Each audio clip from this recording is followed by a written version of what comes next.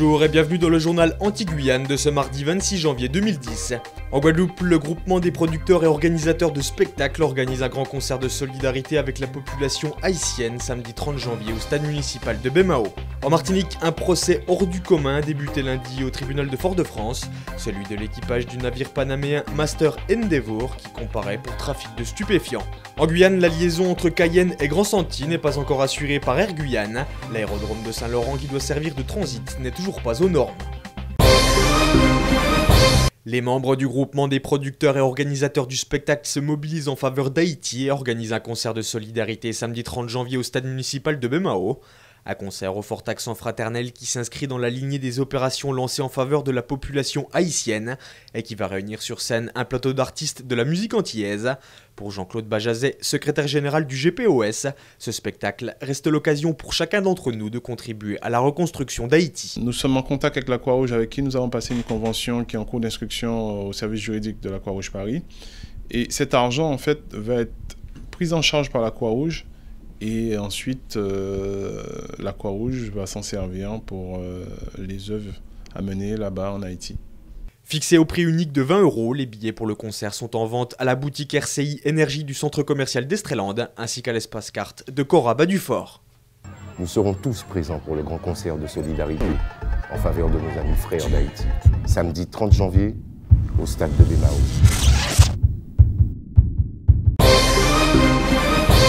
La maison de la citoyenneté transformée en véritable cellule psychologique à destination des ressortissants haïtiens.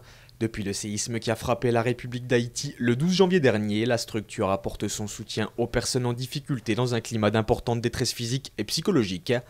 En relation directe avec l'Office français de l'immigration et de l'intégration, la maison de la citoyenneté fournit des informations vitales aux parents qui souhaitent faire rapatrier leurs enfants sur le sol guadeloupéen.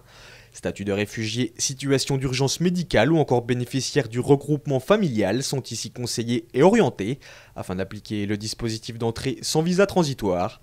La maison de la citoyenneté lance également un appel aux familles pour accueillir une vingtaine de lycéens qui seront scolarisés dans les principaux établissements de l'archipel. Des lycéens âgés de 16 à 18 ans sélectionnés par les professeurs d'Haïti et qui seront placés en internat la semaine avant de pouvoir être hébergés le week-end par les familles qui se porteront volontaires.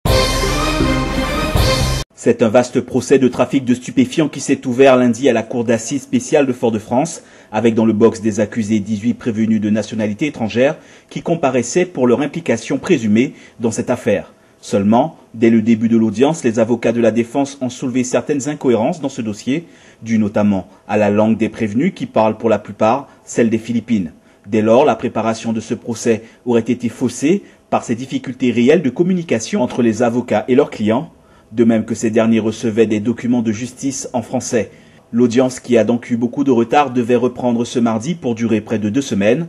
En 2006, le cargo panaméen Master Endeavour avait été arraisonné au large de l'Afrique avec près de 2 tonnes de cocaïne à bord. La cargaison en provenance de Colombie devait alimenter le marché européen.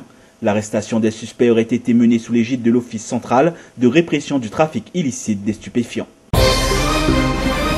À peine la consultation populaire achevée que déjà pointe la campagne électorale des élections régionales prévues les 14 et 21 mars prochains.